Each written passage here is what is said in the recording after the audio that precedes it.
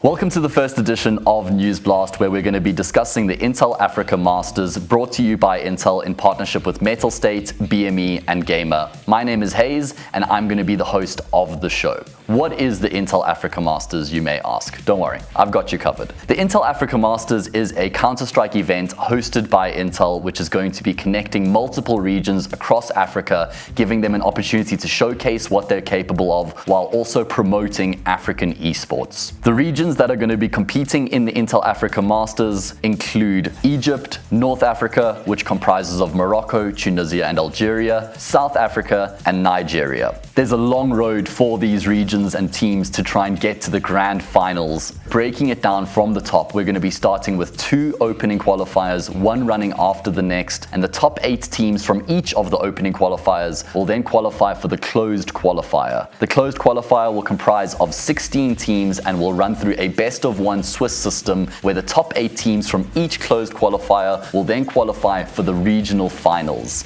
The regional finals will be made up of 8 teams who are going to be competing through a single elimination best-of-3 bracket at the end of October. The winner of each regional final will then qualify for the grand finals, which are going to be hosted in South Africa, where the teams will travel across the continent to compete with the rest of the best for their share of a $30,000 prize pool, as well as being crowned as the African champions of Counter-Strike. Here we are with the News Blast. What exactly is the purpose of the News Blast, you might ask? There is so much action going on across each of the weekends throughout the multiple regions, and the News Blast is going to be a way for us to summarize everything and bring it to a central location, talking about things like results, which teams have qualified, who's been eliminated, the bracket and what sort of shape it's taking, and start to create some narratives and storylines so that teams and viewers get a good idea of the players that are competing and what they can start to expect as the competition progresses. Delving into this past weekend's action, we're going to be starting things off discussing the Egyptian opening qualifier. Now, because of the nature of the sign-ups in Egypt, we're going to be running things slightly different on that side of the continent, where we'll be using a round-robin format for the opening qualifiers. And things are already starting to take some shape after the first weekend, and we're getting a good idea of the teams that we can expect to reach the closed qualifier, with Cairo City and Seika going undefeated after the first weekend. And on the opposite end of the table, we have waffle makers who aren't looking so toasty at the moment, and pharaohs who are soon to be mummies, who are going to have to up their game if they're going to want to stand a chance of reaching the closed qualifier through the first edition of the opening qualifier. Shifting things across to North Africa, we already have a couple teams that have booked themselves a spot in the closed qualifier, with G-Hacks DZ and 15 Average Gang booking themselves the spot in the next stage of the competition. That means that there's only 6 slots left remaining for the rest of the region in this first edition of the opening qualifier to reach that closed qualifier. We've also had a number of teams that have bitten the dust from this first opening qualifier, with Shlongino, Amazing Team, Kaza9, and Team Not, who are going to have to shift their focus to the second opening qualifier if they're going to want to stand a chance of reaching the closed qualifier as well. Next up, we have South Africa, where we've had our first team that have reached the closed qualifier. It comes as no surprise that it's Bravado Gaming, one of the favorites to not only reach the closed qualifier or the regional finals, but to actually go the distance and feature in the grand finals as well. South Africa had a mammoth number of signups, which means the 8 spots available in the closed qualifier are going to be hotly contested and certainly a spectacle to behold. No team's roads have come to an end just yet in the opening qualifier, which means this weekend is going to be an absolute bloodbath. The first potential spicy matchup that's going to be lined up in the South African region is going to be Nixa versus DNMK, which will see one of the top flight South African Counter-Strike teams being dropped down to the lower bracket, where they'll have to fight for their spot in the closed qualifier. The last region we'll normally discuss in the News Blast is Nigeria, but due to some unforeseen circumstances, unfortunately, the opening weekend of their qualifier had to be pushed back a weekend, which means we'll be bringing you all the information in the following News Blast talking about Nigeria's action.